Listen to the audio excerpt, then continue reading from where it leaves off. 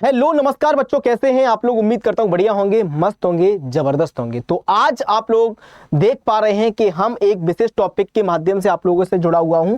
और जैसा कि बच्चों आप लोग डरते रहते हो कि सर जी जीके के भी क्या एमसीक्यू आने वाले हैं। अगर जीके के एमसीक्यू आने वाले हैं तो सर प्लीज आप मुझे जीके के एमसीक्यू को करवा दीजिएगा, जो कि हमारे एग्जाम्स में आ सकते हैं। तो मैंने एक सेशन को तो पिछला करवा ही दिया है, दूसरे सेशन को लेकर मैं आज जुड़ रहा हूं।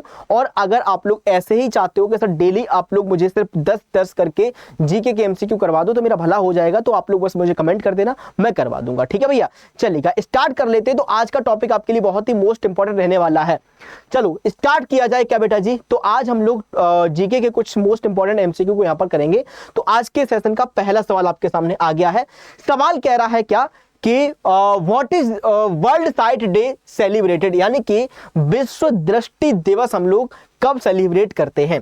क्या ये विश्व दृष्टि दिवस हम लोग 30 जनवरी को सेलिब्रेट करते हैं, या फिर 5 जून को करते हैं, 14 नवंबर को करते हैं, या फिर 11 अक्टूबर को करते हैं, या फिर 11 अक्टूबर को करते हैं। तो फटाफट से इसका जो आंसर जाएगा वो क्या होगा, एक बार इसका फटाफट से आंसर फेंकिएगा आप लोग कमेंट बॉक्स में।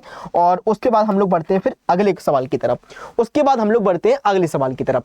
तो इसका जो करेक्ट आंसर जाएगा वो होगा आपका 11 का डी, सॉरी, यानी कि आपका जो 11 अक्टूबर वाला दिन होता, इस दिन हम लोग क्या मनाते हैं, तो वर्ल्ड साइट डे सेलिब्रेट करते हैं। यानी कि आपको कह सकते हो कि वर्ल्ड दृष्टि दिवस मनाया जाता है। वर्ल्ड दृष्टि दिवस इस दिन हम लोग मनाते हैं। ठीक है, तो आंसर जाएगा आपका डी। आगे बढ़ते हैं।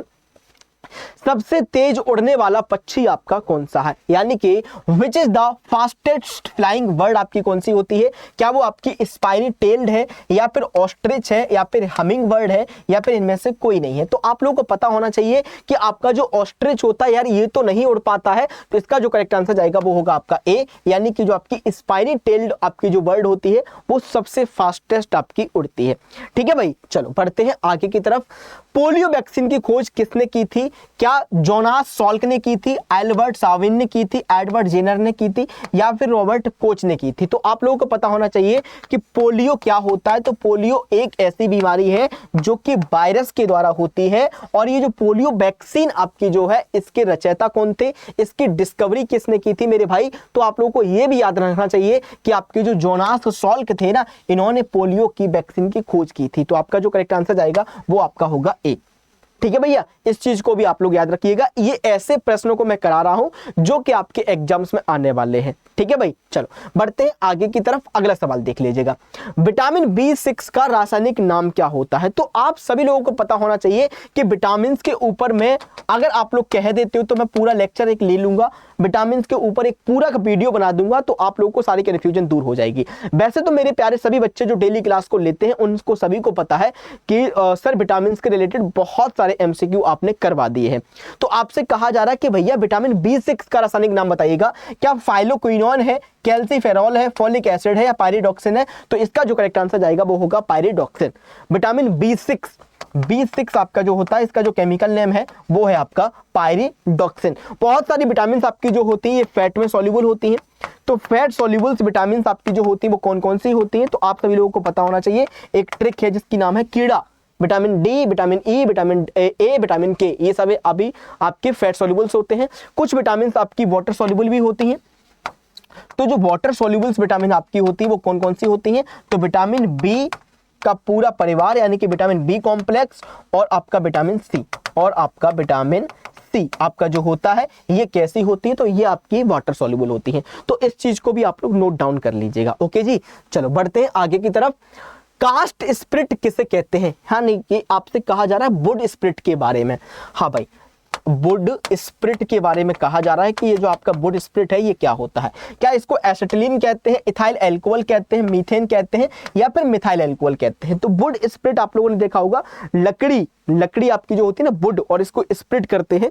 तो ये जो आपकी वुड स्प्रिट होती है इसको हम लोग क्या कहते हैं, तो फटाफट इसका भी आंसर दीजिएगा। वुड स्प्रिट आपका मिथाइल एल्कोहल होता है। मिथाइल एल्कोहल का अगर मैं केमिकल फॉर्मूला की बात करता हूं तो ये आपका क्या हो जाएगा, CH3OH हो जाएगा। ये आपका मिथाइल एल्कोहल हो जाएगा। ठीक है बेटा जी। अगर मैं बात करता हूं इथाइल एल्कोहल की, तो इथाइल एल्कोहल क्या बनेगा, CH3CH2OH, या फिर इसको हम लोग C2H5OH भी लिख सकते हैं, जिसको जनरली हम लोग दारू के रूप में यूज करते हैं, एल्कोहल के रूप में यूज किया जाता है। ये आपका जो जनरली अल्कोहल होता है वो आपका यही इथाइल अल्कोहल होता है। इथाइल अल्कोहल यही वाला आपका जनरली हम लोग यूज करते हैं। ठीक है भैया, चलेगा। तो ये आपका क्लियर हो जाना चाहिए, आंसर जाएगा इसका डी। बढ़ते हैं आगे की तरफ। कौन सी बीमारी केवल वृद्ध लोगों के आंख में होती है? इनमें से कौन सी बीमारी ऐसी है जो कि ओल्ड पीपल जो होते हैं उनकी आंख में देखने को मिलती है? क्या वो आपका एस्टिग्मेशन है, क्या फिर वो आपका प्रेसबायोपिया है, या फिर हाइपरमेट्रोपिया है, या फिर मायोपिया है? तो आप सभी लोगों को पता होना चाहिए कि प्रेसबायोपिया आपका जो होता है जरा दृष्टि दोष, पास का भी नहीं दिखता है बिल्कुल भी, तो उसको हम लोग कहते हैं प्रेसबायोपिया। तो ये आपके बुजुर्ग लोगों में देखने को मिलती है। आंसर आपका जाएगा बी। बी आपका बिल्कुल करेक्ट आंसर जाएगा। ठीक है बेटा। और आंखों में जाला जाला सा आ जाता है, आंखों में ऐसा लगता है कि कुछ जाला जाला सा है, उसको हम लोग प्रेसबायोपिया कहते हैं। आगे बढ़ते हैं। किस रंग के तारा को वृद्ध तारा माना जाता है? यानी कि इनमें से कौन सा तारा ऐसा है जिसको हम लोग ओल्ड स्टार के रूप में जानते हैं? क्या वो ऑरेंज है, ब्लू है, रेड है, या फिर आपका नन ऑफ द एबव है? तो याद रखिएगा कि वो आपका जो ओल्ड स्टार है ना, ये ओल्ड स्टार आपका क्या है? तो भैया ओल्ड स्टार आपका रेड तारा है। रेड वाला आपका जो होता है ये सबसे ओल्ड होता है। तो आपका करेक्ट आंसर जाएगा सी। इन सारे सवालों को आप लोग नोट कर लीजिएगा। अगर आप लोग चाहते हो कि सर ये सीरीज को आप कंटिन्यू रखिएगा तो प्लीज कमेंट जरूर करना। अगर कमेंट नहीं करोगे तो कैसे पता चलेगा कि आपने सीरीज को देखा है या नहीं देखा है? ठीक है बेटा, चलेगा। आगे बढ़ते हैं। अगला सवाल कह रहा है कि amoeba belong to which of the following kingdom? Amoeba इनमें से कौन से राज्य से संबंध रखता है? क्या मोनेरा से रखता है, या फिर कवक से रखता है, प्रोटिस्टा से रखता है, या फिर पशु से रखता है? तो याद रखना चाहिए कि आपका जो अमीबा है ये अमीबा आपका यूनिसेलुलर यूकैरियोट्स है। यूनिसेलुलर यूकैरियोट्स है। अब ये जो आपका यूनिसेलुलर यूकैरियोट्स है तो ये ऑब्वियसली किसके अंदर रखा गया होगा? तो यूनिसेलुलर यूकैरियोट्स को हम लोगों ने प्रोटिस्टा के अंदर रखा गया है, क्योंकि प्रोटिस्टा की कोई वेल डिफाइंड बाउंड्री नहीं होती है। इसकी आपकी कोई वेल डिफाइंड बाउंड्री आपकी नहीं होती है।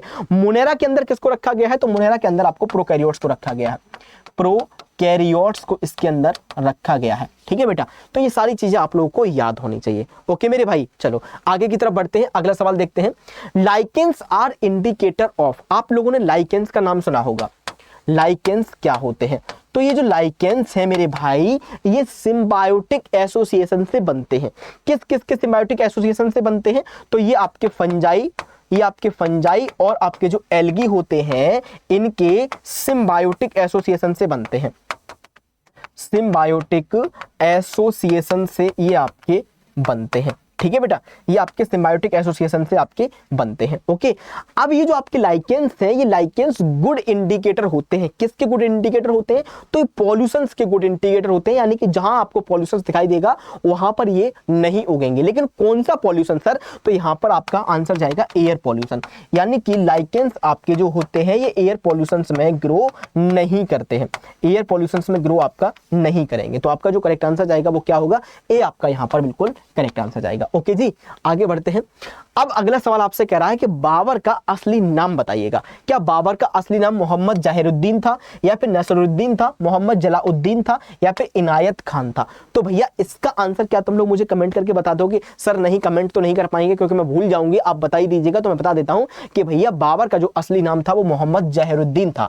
ठीक है बेटा, अगर आप लोग चाहते हो कि सर ऐसे ही मुझे सिर्फ और सिर्फ आप 10-10 क्वेश्चन करवाते रहे तो बेटा मैं आप लोगों को 10-10 क्वेश्चन करवाता रहूंगा। बशर्ते आपको क्या करना पड़ेगा?